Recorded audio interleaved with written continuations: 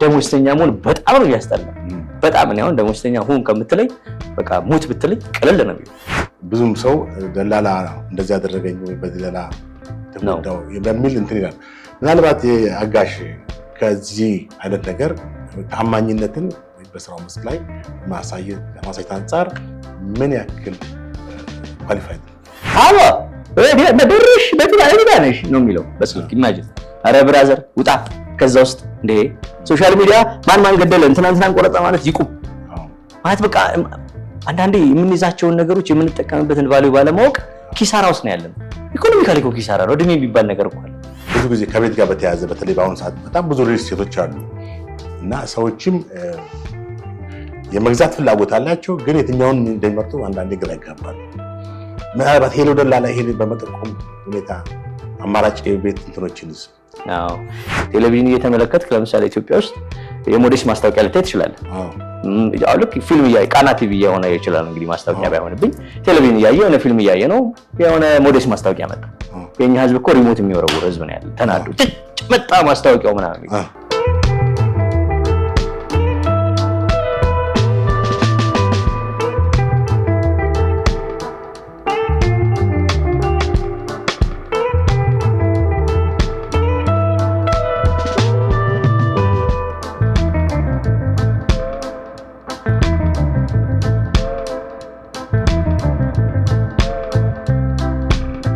ራስልኝ ውድ የሐመር ሚዲያ ተከታታዮች እንዴት ሰንብታችኋል? እንደምን ከርማችኋል?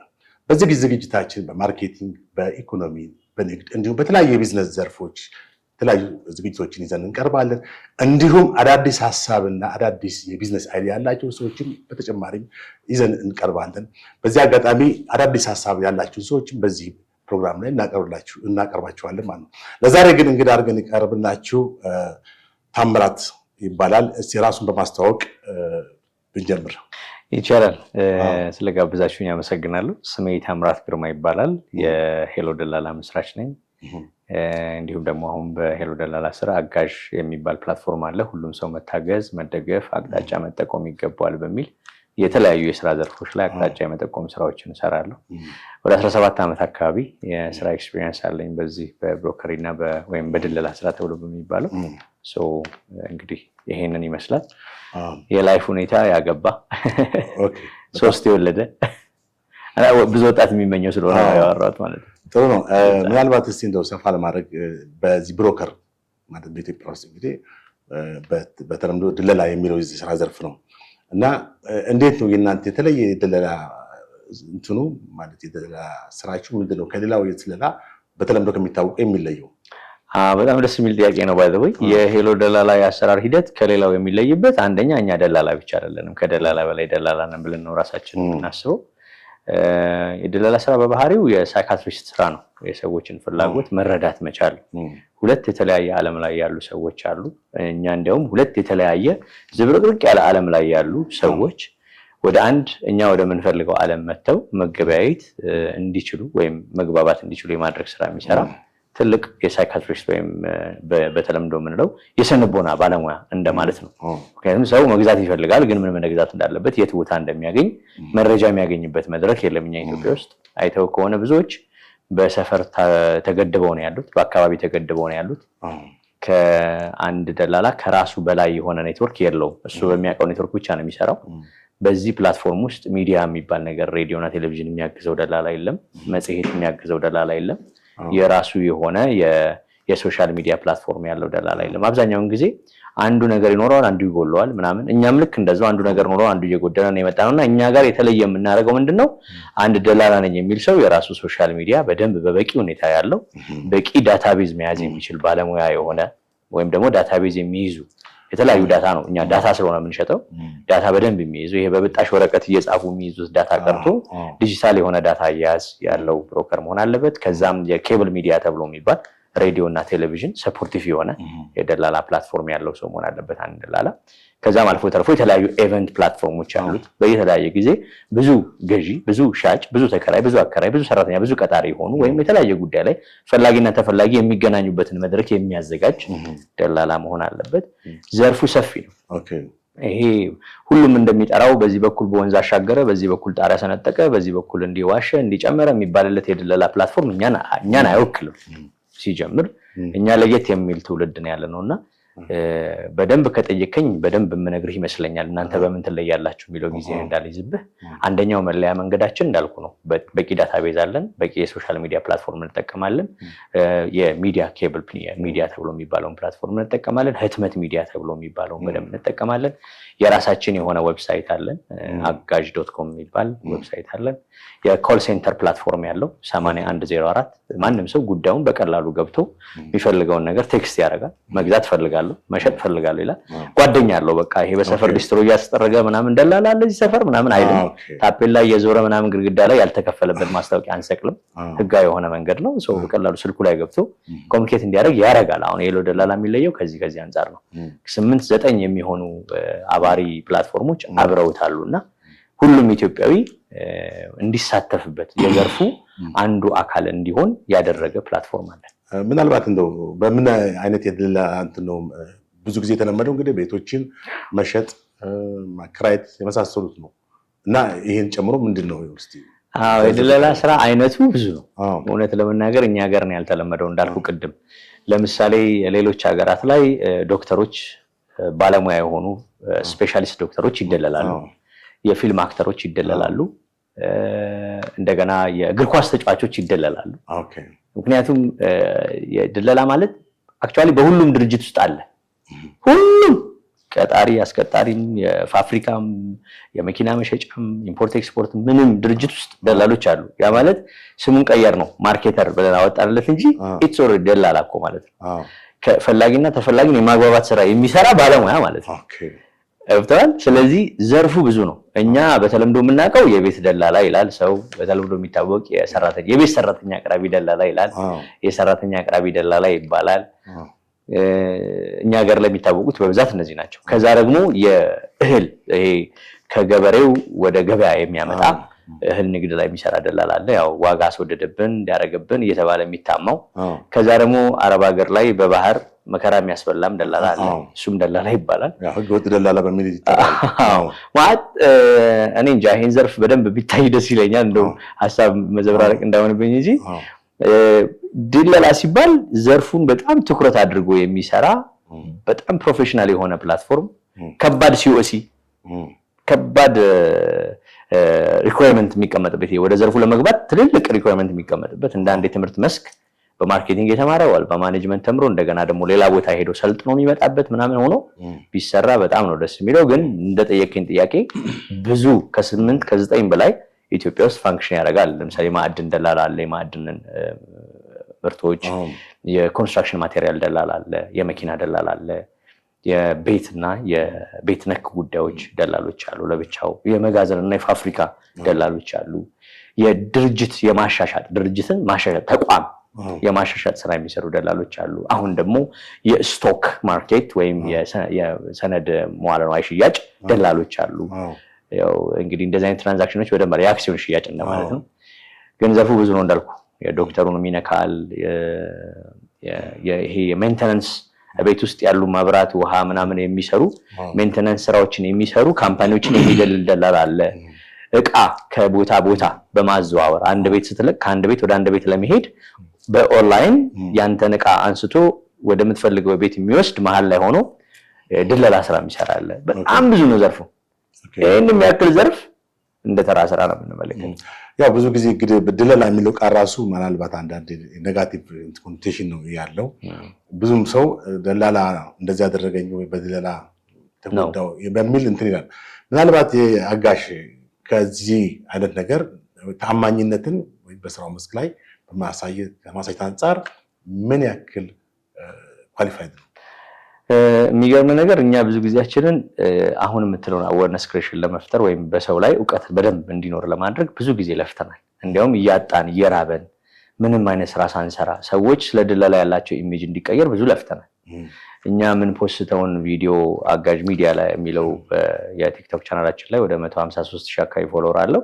የምን ፖስተውን ቪዲዮ ከማየት ይልቅ ዱቄት የሚለቀለቅን ህዝብ ማየት የሚወድበት ማህበረሰብ ውስጥ ያለ ነውና ይሄን ከዚህ ኢሜጅ ወደዚህ ኢሜጅ ለማምጣት በጣም ቻሌንጅ አድርጎን ነበር በጣም። ስለዚህ እኛ ያደረግነው ምንድነው የተለየ ብለን የምንለው አንደኛ ይሄ ዘርፍ የሁሉም ነው።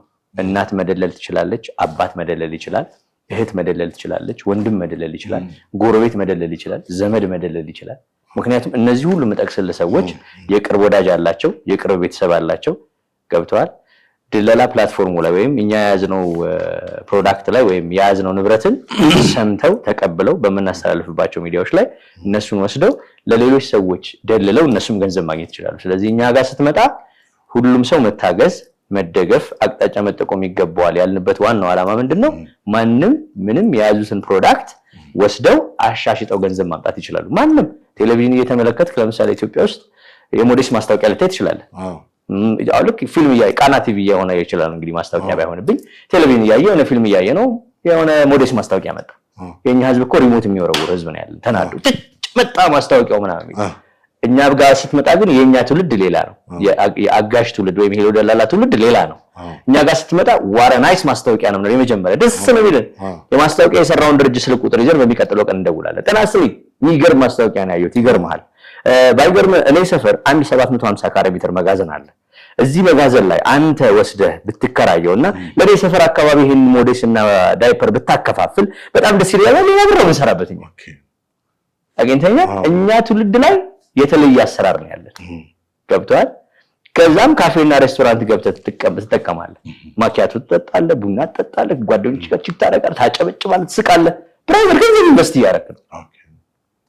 እኛ ጋር ስትመጣ we change our altitude።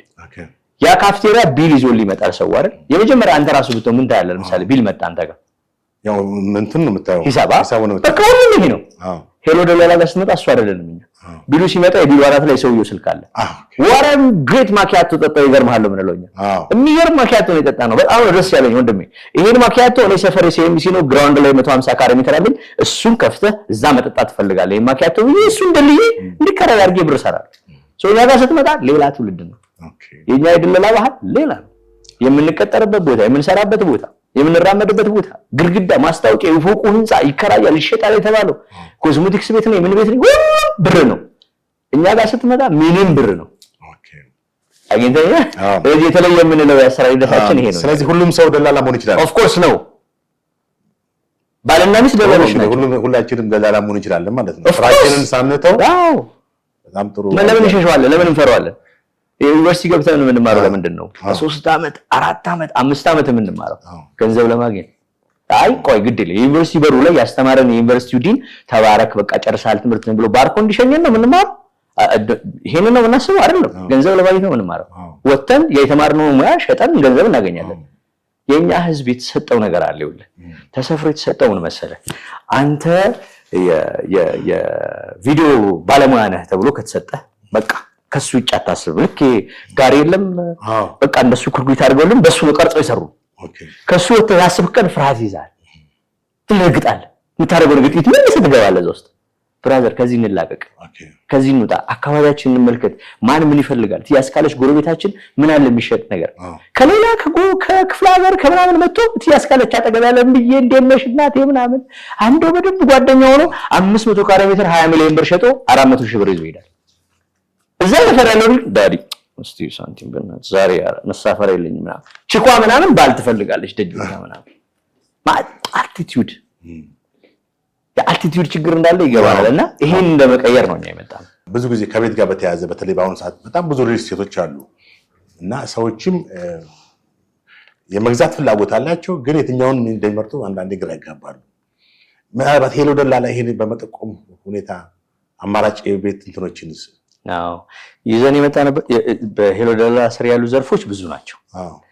ግን አሁን ባልከው መንገድ ደንበኞች የሚፈልጉትን ነገር እንደ አማራጭ መረጃ ሊያገኙበት የሚችል መድረክ መፍጠር አንዱ ዓላማችን ነው። እኛ አሁንም እየሰራን ያለነው ደንበኞች በቂ መረጃ ማግኘት የሚችሉባቸውን መድረኮች እየፈጠርን ነው። ለምሳሌ ከዌብሳይት አንጻር የሚፈልጓቸው ጉዳዮች በቀላሉ እንደ መረጃ አስገብተው ሰርች አድርገው የሚፈልጉትን ጉዳይ በቀላሉ እንዲያገኙ ይሄን እንፈልጋለሁ ብለው ሲሉ ለዛ ጉዳይ በቂ መረጃ ገበያው ላይ ያለው ማርኬት ምን እንደሚመስል መግዛት የሚችሉበት ዋጋ መጠን ምን እንደሆነ እንደገና ማንን አክሰስ ማድረግ እንዳለባቸው ሊያስረዳ የሚችል ትልቅ የድህረ ገጽ ግንባታ እየሰራን ያለ ነው።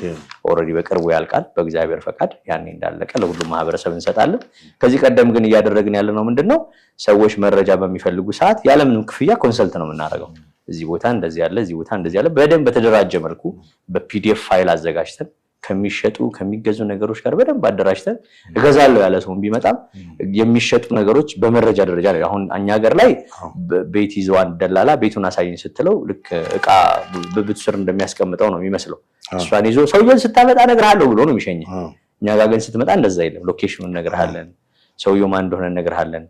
ካንተ የሚጠበቀው መፈለግ ነው። እኛ ከባለቤቶቹ ጋር ባለን አግሪመንት መሰረት ስርዓት ባለው መልኩ ማንኞቹንም ደንበኞቻችንን ኮንሰልት በነፃ እናደርጋለን። ምን ብንገዛ፣ ምን ብንሸጥ፣ እንዴት ብንሸጥ፣ ምን ብንከራይ፣ እንዴት ብንከራይ፣ ስራ የፈለገም ሰው ሲመጣ ከስራ አንጻር መሰል ነገሮች መረጃ እንሰጣለን። ሌላው ምንድነው እንግዲህ ብዙ ሰው የሚፈልገው ቅናሽ ቤት ነው። ጥሩ ቤት ይፈልጋል፣ ያው ቅናሽ ይፈልጋል። ከዚህ አንጻር ምናልባት የካምፓኒ ፕሮፋይላችሁም ላይ ሲመለከት ቤቶችን በቅናሽ እስከ ስንት ፐርሰንት እንዴት እንደው የበለጠ ግልጽ ለማለት ምክንያቱም ብዙ ሰው በተለይ ዲያስፖራው ኢትዮጵያ ውስጥ ቤት መግዛት ይፈልጋል፣ ግን የትኛውን የሚያዋጣኝ የሚለውን ነገር ሁሉ ጊዜ ይጠይቃል። እውነት ነው። የኛ የድርጅታችን አንዱ ዊንግ ወይም አንዱ ንግድ ፈቃዳችን እንደ ባለቤት ሩል ስቴት የሚባል ፕላትፎርም አለን በሄሎ ደላላ ስር ያለ። እንደ ባለቤት ሩል ስቴት ማለት እንደ ባለቤቱ ማለት ነው፣ እንደ ሰውየው እንደ ራሱ። እሺ እየጠጣን እሺ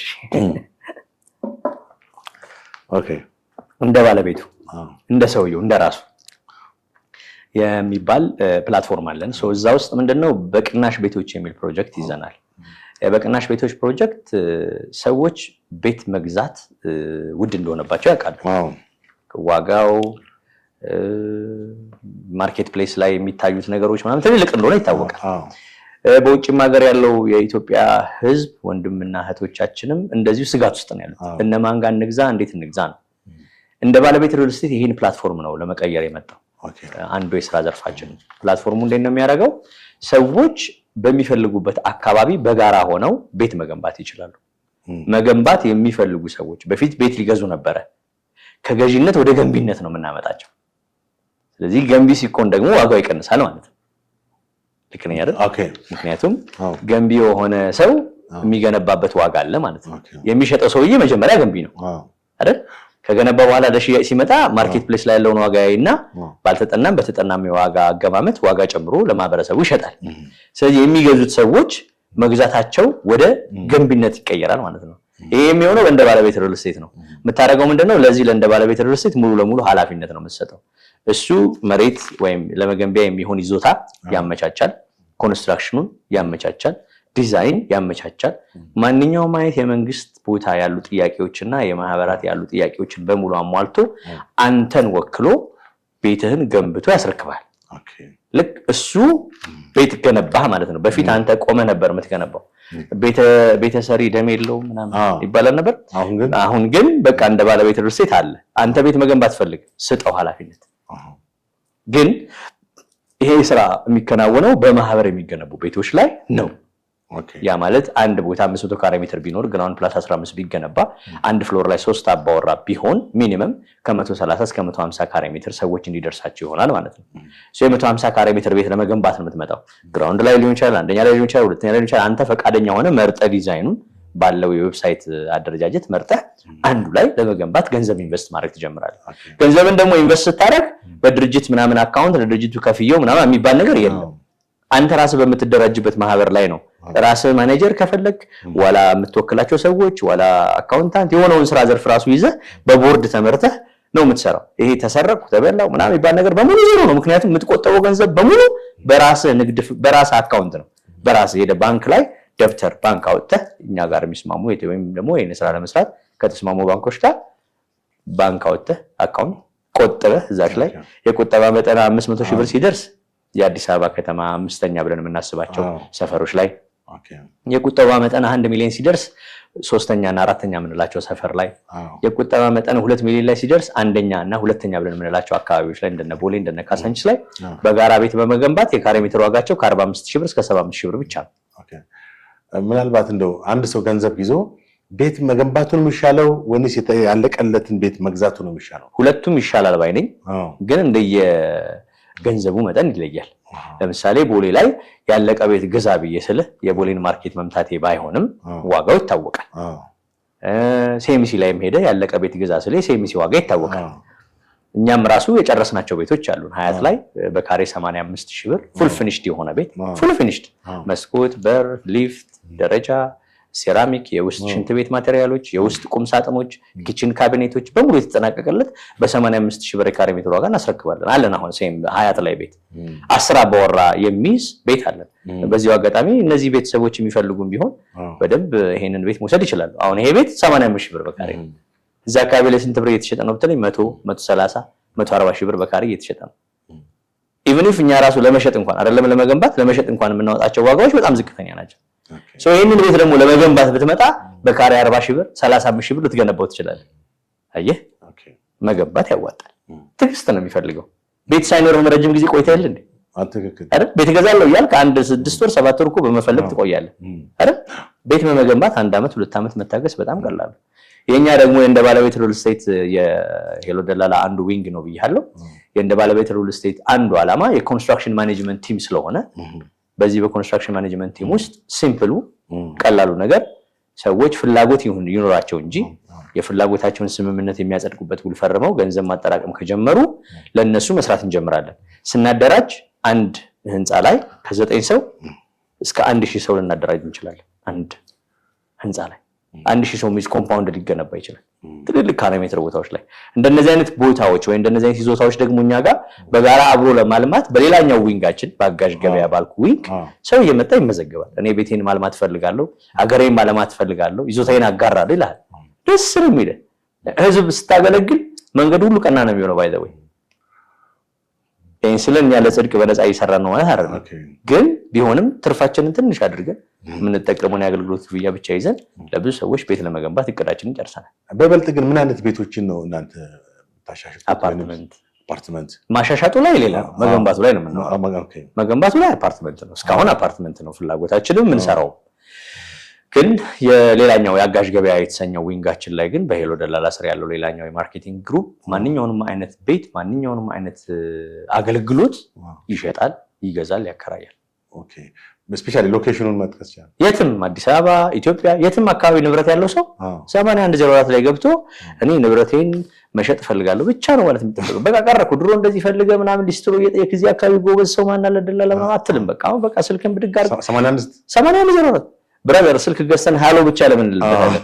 ገብቷል አይደል? ብድግ አድርገህ ስልክ ላይ ትገባ ጓደኛህ እኮ ነው። ስልክ ፋይናንስህ ነው፣ ስልክህ ካሜራህ ነው፣ ስልክህ ኖት መያዣህ ነው፣ ስልክህ የልብ ምትህ መለኪያ ነው፣ ስልክ የደም ግፊትህ መለኪያ ነው። ዛሬ ስልክ እኮ ሁሉም ነው።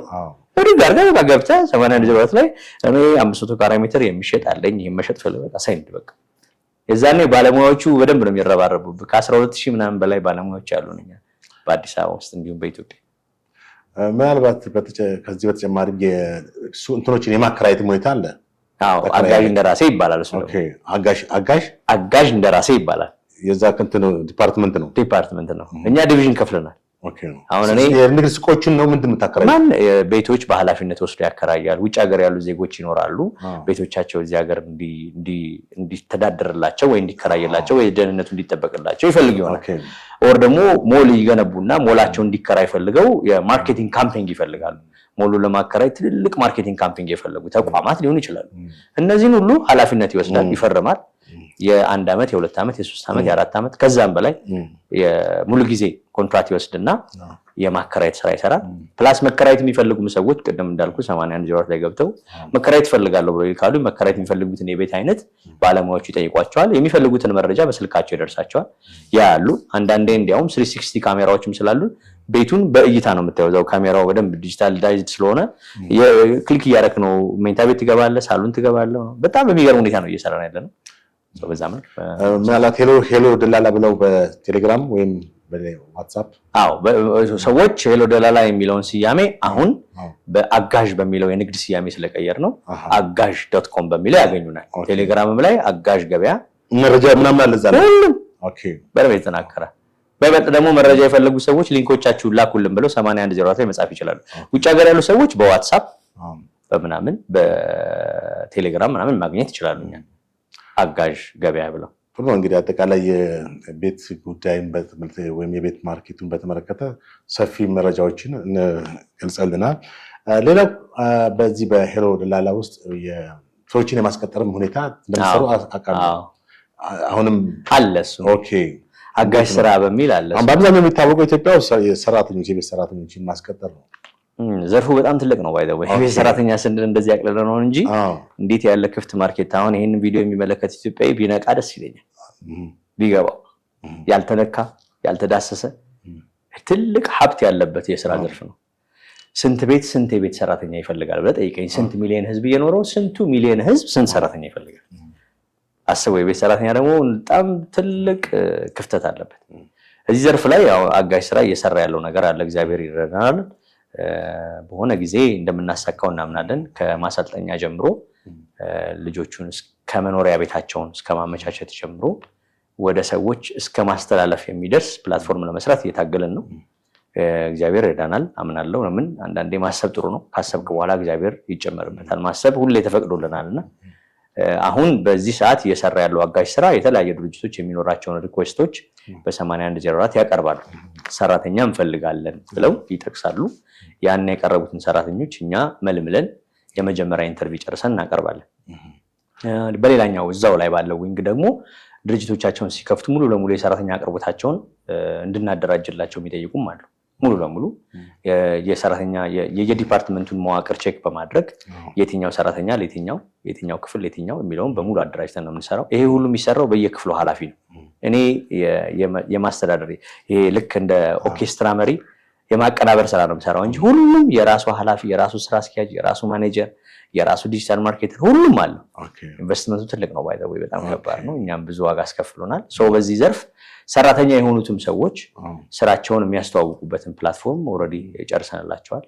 ከዚህ ቀደም ነበረን ዌብሳይት፣ አሁን እሱን አውርደን ሌላ አዲስ ዌብሳይት እየሰራን ነው። ባለሙያ የሆነ ሰው እንዳልኩ በስልኩ ቤቱ ቁጭ ብሎ እኔ ሙያዬ እንደዚህ ነው ብሎ መረጃውን የሚያስተዋውቅበት። ምክንያቱም ሲቪ ይዘህ የምትሄደው ለማስተዋወቅ ነው። አንድ ስራ ማስታወቂያ ሲወጣ 4000 ሰው ተሰልፎ ሳይ አዝናለሁ። ይሄ የሚያሳየው ምንድነው? አንደኛ ስራ አለመኖሩን ነው የሚያሳየው። ሁለተኛ ደግሞ አንድ የስራ ዘርፍ ማስታወቂያ ሲወጣ ያን መረጃ የሰማው ነው አድሬስ የሚያደርገው አይደል? አድሬስ ያደረገው ሰው አንድ ሰው ቢሆን አንድ ሰው ነው የሚሄደው። ግን ምንም የስራ ማስታወቂያ የትም ቦታ ቢወጣ ብዙ ዲማንድ ስላለ ግር ብሎ ነው ህዝቡ የሚሄደው እና ያሳዝነኛል። ይህንን ነገር ለማስቀረት የሚቀጥሩም ሰዎች የሚፈልጉትን ሙያተኛ ልክ እንደዚህ 5000 4000 ሰራተኛ አንድ ፕላትፎርም ላይ ማየት ይችላሉ። ለቀላሉ እችኛዋን ብለው ለኢንተርቪው መጥራት ይችላሉ። በስራ ዘርፍ ማለት ነው። እሱን ሰርተንላቸዋል። በዚሁ ላይ ደግሞ አጋዥ ኢቢኤን የሚባል ፕላትፎርም አለ። ሰዎች የስራ ቅጥር ከመፈለግ ባሻገር የማርኬቲንግ ስራ ወይም የድለላን ስራ ተቀላቅለው ስልጠና ወስደው በየሰፈርና በአካባቢያቸው ላይ መጀመሪያ ላይ እንዳልኩ መስራት እንዲችሉ አመቻችተናል። ስለዚህ ስራ ፈላጊ የሆኑ ሰዎች እኛ ጋር ስራ ለመቀጠር ብቻም ሳይሆን የሚመጡት ስራ ፈጣሪም ለመሆን ነው የሚመጡት። በዚህ አጋጣሚ ሰራተኛና ክህሎት ቢሮ በእርግጠኝነት ይሄን ነገር ቢሰማ ብዙ ሰዎች በዚህ ዘርፍ እንዲሰማሩ ቢያደርግ ቢያግዝ እንደ አንድ ሀገራዊ ተቋም ብዙ ነገር መለወጥ ከመንግስት ተቋንተን አሁን ሰራተኛና ክህሎት ቢሮ ጋር ኮንታክት አላረግንም፣ እስካሁን አላረግንም። ፈቃድ በመስጠት ጉዳይ አለን፣ እንሄዳለን፣ ፈቃድ ይሰጡናል፣ ፈቃድ እንመልሳለን፣ ፈቃድ እናድሳለን። ከዛ የዘለለ ምንም አይነት ምክንያቱም በአሁኑ ሰዓት በጣም ብዙ እንግዲህ ወጣት ከዩኒቨርሲቲዎች ከኮሌጆች የተመረቀ ስራ አጥ ነው በጣም እና ይሄ ወደዚህ ወደ እናንተ ቢመጣ ብዙ በቀላሉ በየእንትኑ እየሄደ ስራ ከመፈለግ ይልቅ ባጭሩ ሊያገኝ የሚችልበት ሁኔታ አለ። ኦፍኮርስ ሆቴሎች እንደምታስቀጥሩ አውቃለሁ። የተለያዩ እንትኖች በጣም ከ36 በላይ ዘርፎች ላይ ይሰራል። ቴክስታይል፣ ኮንስትራክሽን፣ የሕክምና፣ የፊልምና ቲያትር በጣም ብዙ እንዳልከው ወደ የስራና ሰራተኛ ክህሎትም ይህንን አይቶ ጥያቄ ቢያቀርብልን አብረን ብንሰራ ደስ ይለናል። ለምን ባለፈው አንድ ጊዜ አሁን ይሄን ቪዲዮ ከመቀረጽ በፊት የሆነ የሶሻል ሚዲያ ማስታወቂያ ያየው ነበር እና በዩኒቨርሲቲ ተመርቀው ያሉ ወጣቶች በዜና መልክ የተዘጋጀ ነው። ከተመረቁ ወጣቶች 60% የሚሆኑት ስራ የላቸውም ሲል ቶርች ነው የሚያደርገው። ማለት ቆይ አሁን ያለሁበት ህንፃ ይሸጥ አይሸጥ፣ ይከራይ አይከራይ ምን መረጃ አለ? ይሄ ሁሉ ወጣት ስራ ከሚፈታ በየሰፈርና በየአካባቢ ባለው ፕላትፎርም ውስጥ የኢትዮጵያን ብሮከር ኔትወርክ ላይ በመቀላቀል የጎረቤቱን ቤት እያከራየ የዘመዶቹን ቤት እያከራየ መኪናዎችን እያከራየ ማሽነሪዎችን እያከራየ በየሰፈሩ የቆሙ ስንት ማሽነሪዎች አሉ። ዘርፉን የእንትና ነው ብሎ ሸኝቶ ከሚያረቀው አይኔ አይመለከት እኔ እኮ አልችልም እኔ እኮ ምላስ የለኝም እኔ እኮ መናገር አልችልም እያለ ብሎክ ከሚያረግ ህዝቡ ይሄ ሁሉ ወጣት በጣም በቀላሉ ስራ ውስጥ መግባት ይችላል። ለምሳሌ ትራንስፖርትን ተመልከት። በፊት የትራንስፖርቴሽን ዘርፍ ላይ የሚሰማራ ሰው በጣም ነበር የሚናቀው። የሆነ ሰዓት ደግሞ የትራንስፖርቴሽን ዘርፍ የተዋረደ ስራ ነበር ብለን ያልነውን ቢሆን ራዕይ ያዩ ሰዎች ገለበጡትና ትልቅ የቢዝነስ ማግኛ መረብ ሆነ። አሁን ዛሬ ላይ ያለውን የትራንስፖርቴሽን የስራ መስክ ተመልከት። በቢሊየን የሚቆጠር ትራንዛክሽን ይሰራል። ፕላስ ለብዙ ሰዎች የስራ እድል ፈጥሯል አይደል? ድለላም እንደዛ ነው። ምን ድለላም ደሴም ሽት ይሆናል። ለምን እኛ ኦልሬዲ ጀምረናል። ጆርኒው በጣም ቢያደክምም ግን ኦልሬዲ ወደ መስመር አምጥተናል። ስለዚህ ብዙ ወጣት ስራ የለውም። ብዙ ወጣት ቤቱ ተቀምጧል። ወጣት ብቻ አይደለም፣ አዛውንቱ፣ ትልልቅ ሰዎች አሁን ስራ አይሰሩም። ጡረታ ነው የሚጠብቁት ቤት ቁጭ ብለው። ስንት ጎረቤት አላቸው መሰለ፣ ስንት ሰው ያውቃሉ መሰለ።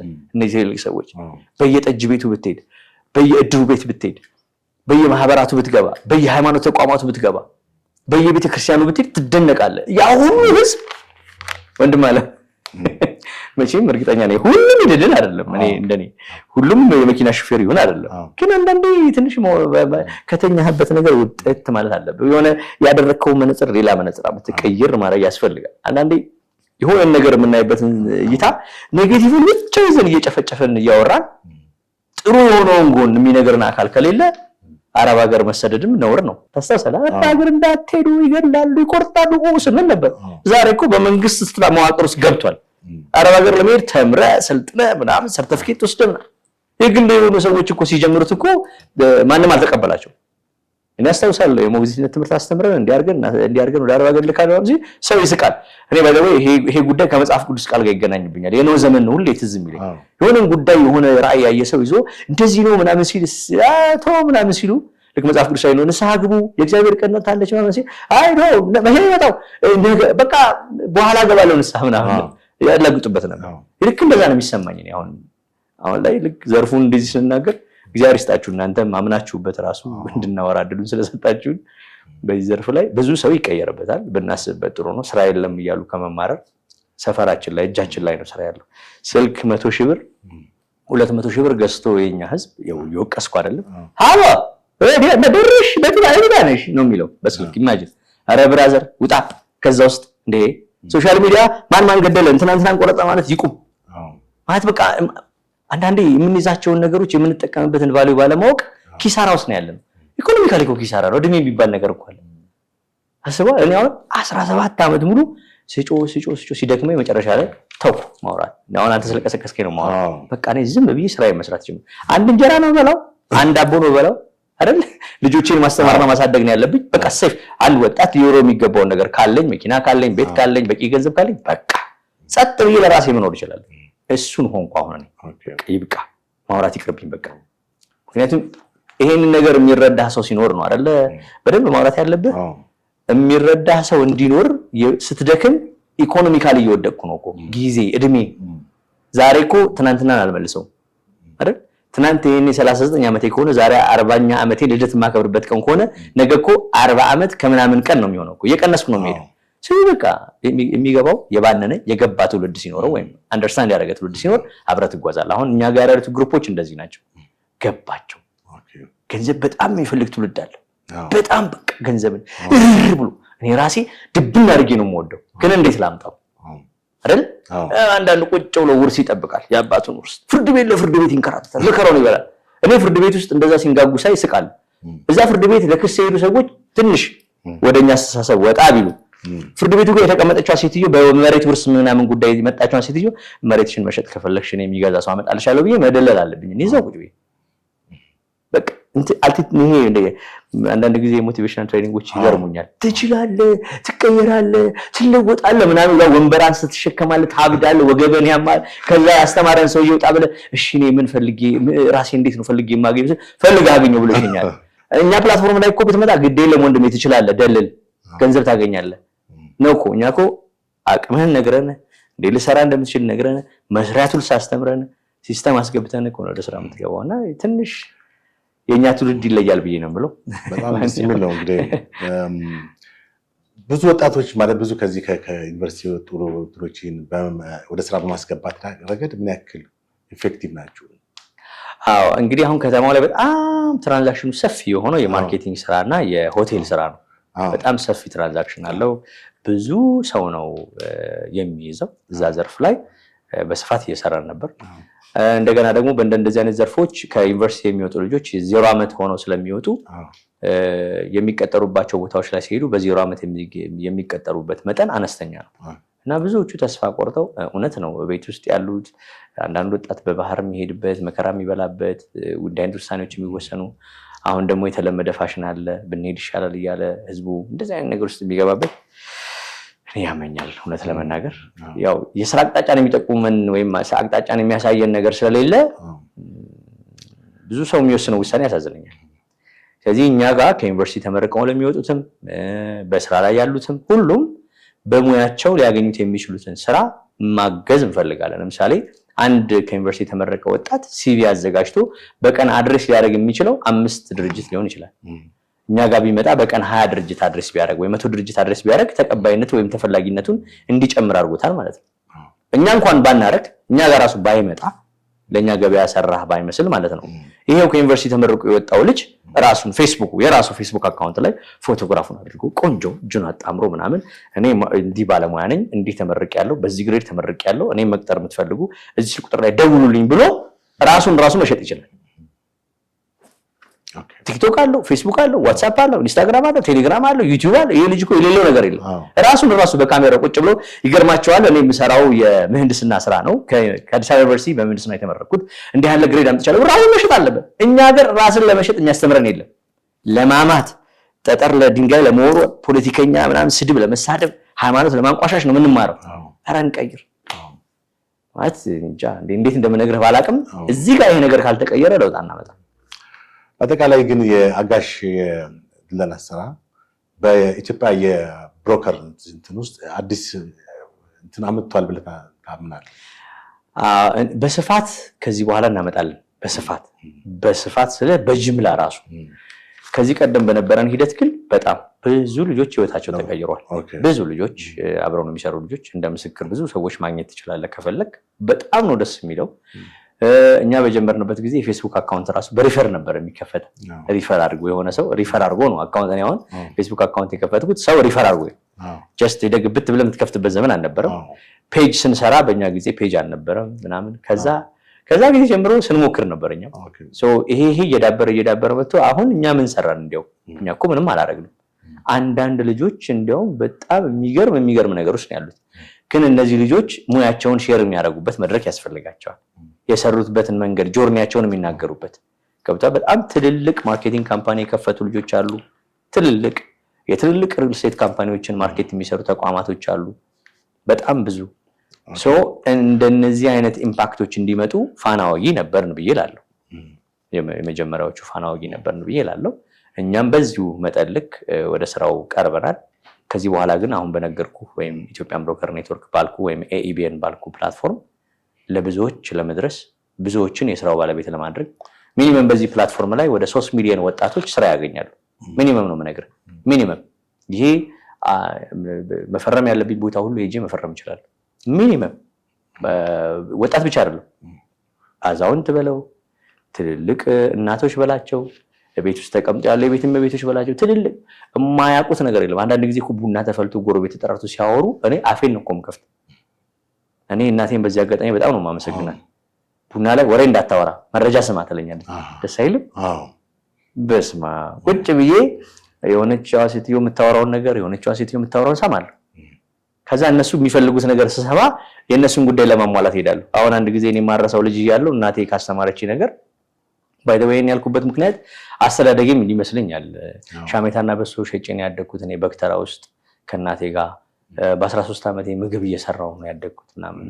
የሆነ ሻሜታ በሶ ሳምቡሳ እያልኩ ነው ያደግኩትና ምንም ብብቱን የማያለበው ሰው ታውቃለህ፣ ሲያወራም ሲናገር ሲሰራ ምንም ወይ ወርክ አልኮሊክ ነው የሚባለው ምን አይነት ሰው የሆንኩበት ሪዝን because of my family ነው። አንደኛ እናቴ በጣም በድህነት ነው ያሳደገችኝ፣ መከራዋን በልታለች።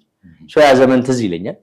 ስለዚህ አሁን ድህነትን አልፈልግም። በጣም ነው የሚያስጠላው ገንዘብ ማጣት፣ በጣም ነው የሚያስጠላው በጣም። ሰው ጋር ሄደ ምናምን እስቲ ሳንቲም ስትል አቤት የምታየው ፊት እንዴት እንደሚደብር። ደሞዝተኛ መሆን በጣም ነው ያስጠላው። በጣም እኔ አሁን ደሞዝተኛ ሁን ከምትለኝ በቃ ሙት ብትለኝ ቀለል ነው የሚለኝ።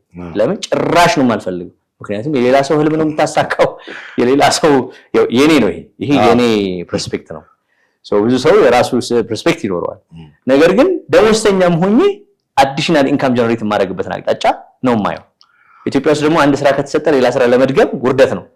አንድ የሆነ ማድረሳው የማርኬት ፕላትፎርም ነበርና የሆነ ፕሮዳክት ሰጥተው እሱን የምትሸጥ ከሆነ ያንን ፕሮዳክት ብቻ ነው የምትሸጥ የሚያደርጉ። ልክ ያ ፕሮዳክት ለምሳሌ ቅባት ቢሆን ያቺ ፕሮዳክት ብቻ እንድታወራ ነው የሚያደርጉ።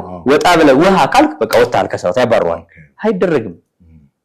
አንድ ሰው የማይችለው ነገር የለም። ሁሉም ለሲሚንቶ መሸጥ ይችላል። አንድ ሰው የሚሸጡ ተቋማት ጋር ሄዶ ዲል ማድረግ እኮ ነው የሚጠበቅበት። ስንት ጫማ ፋብሪካዎች አሉ። ጫማቸውን ለመሸጥ ስንት የቴሌቪዥን ማስታወቂያ ስንት የሬዲዮ ማስታወቂያ ይሰራሉ መሰለህ። ስንት መከራ እኮ ነው። ግን ስንት የጎረቤት ወጣት እንዳላቸው አትጠይቀኝ። ያ ሁሉ ወጣት ግን አይፈልጉም። ጫማ ቤት ሄዶ ምናምን ዲል አድርጎ ጫማውን ተቀብሎ በርካሽ ለሰፈሩ ሰው እሸጣለሁ ብሎ አያስብም። ገና ስታስበው ራሱ ተራራ ነው የሚሆንብህና ኢምፓክት ያመጣል ወደፊት በእርግጠኝነት። አሁንም የኔም ላይፍ ላይ ብዙዎቹ ላይ የፈጠረው ኢምፓክት አለ። በስራችን ወደ 32 የሚደርሱ ተቀጣሪ አሉን እኛ ጋር። ኮሚሽን ቤዝድ የሚሰሩ ወደ 146 የሚደርሱ ወጣቶች አሉ። ኔትወርኩ ወደ 12000 ገደማ ይደርሳል ጠቅላላ። ጥሩ እንግዲህ በኔ በኩል ያዘጋጀሁትን ጥያቄ ጨርሻለሁ። ምናልባት ያልጠየኳቸው ጥያቄዎች ካሉ ወይም አዲስ ማድረግ የምትፈልገው ሀሳብ ካለ? አይ ምንም ያልጠየቀኝ ነገር የለም። እኔ እንዲህ አይነት ተቋማት በህዝብ ደረጃ የሚደገፉ ተቋማት ሆነው ቢሰሩ የኮሚኒቲ ድርጅቶች ቢሆኑ መርጣለሁ። እኛ እሱን አይነት ፕላትፎርም እየሰራን ነው። እንዲህ አይነት ተቋማትን ወደ ኮሚኒቲ ተቋማትነት መቀየር፣ ወደ ህዝብ ተቋማትነት መቀየር በጣም ፍላጎት አለን። እዚህ ላይ ትልልቅ እውቀት ያላቸው ተቋማት መገንባት ላይ ትልልቅ እውቀት ያላቸው ማህበረሰቦች እንደሚኖሩ አውቃለሁ፣ በሀገርም ውስጥ በውጭም። እንዲህ አይነት እንደ አክሲዮን ማህበራት እንደ ትልልቅ የሆነ የሼር ካምፓኒ ወደ ማድረጉ ምናምን ስቴፕ ሀሳቡ አለን። እየተሰራ ያለ ነገር አለ። እዛ ላይ ብዙ ወጣቶች፣ ብዙ ህዝቦች፣ ብዙ አባትና እናቶች፣ ትልልቅ ሙያ ያላቸው ሰዎች ቢያግዙን፣ አሁን ከኛ በላይ የሆነ ነገር እያሰብን ስለሆነ እኛ በልካችን ብናስብ የምንችለውን ብንሆን ከልካችን በላይ ባንሆን፣ ያው እንቁራሪት በሬን አክል ብላ ፈንድታ ሞተች እንዳንሆን የሆነ ትልልቅ እውቀት ያላቸው ሰዎች በየቤቱ ያሉ ሰዎች የዚህ ተቋም ባለቤት ሆነው አብረውን ቢሰሩ በጣም እንጋብዛለን። እኛ ቤት ግዙን መኪና ግዙን አንልም። የሚፈልግ ይገዛል። ግን ተቋሙን መገንባት ግን እንፈልገዋለን። ለምን የህዝብ ተቋም ቢሆን ብለን እናስባለን። ከ5 ሚሊዮን ከ10 ሚሊዮን አባላት በላይ ሊይዝ እንደሚችል እናውቃለን ይሄ ተቋም።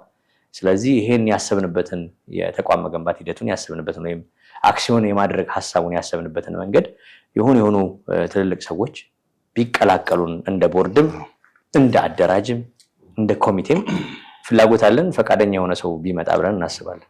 በጣም አመሰግናለሁ ታሜ። እንግዲህ በጣም ደስ የሚል ነገር ነገርከኝ። ተመልካቾቻችንም በዚህ ታምራት ጋር ባደረግነው ቆይታ በጣም እንደተደሰታችሁ እንደረካችሁ ተስፋ አደርጋለሁ። የሄሎና የአጋዥ የብሮከር እንደ ማርኬቲንግ እንዲሁም ሴልስ መስራች እና ባለቤት ታምራት ጋር ባደረግነው ቆይታ ጠቃሚ መረጃ እንዳገኛችሁ ተስፋ አደርጋለሁ። ፕሮግራሙን አዘጋጅቼ ያቀረብኩላችሁ ጥላሁን አክሊሉ ነኝ። መልካም ቀን ነው።